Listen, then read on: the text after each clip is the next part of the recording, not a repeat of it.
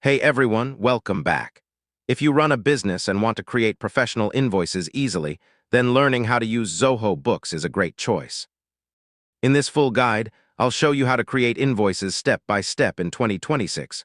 First, log in to Zoho Books and open your main dashboard.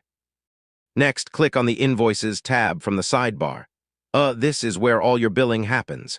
Now click New Invoice to start creating a bill for your customer.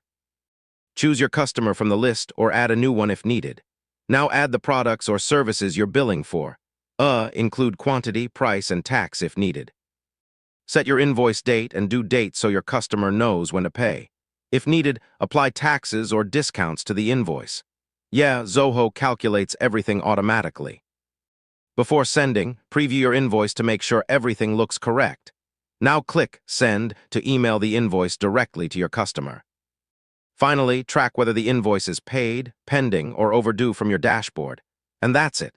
Now you can easily create and manage professional invoices using Zoho Books.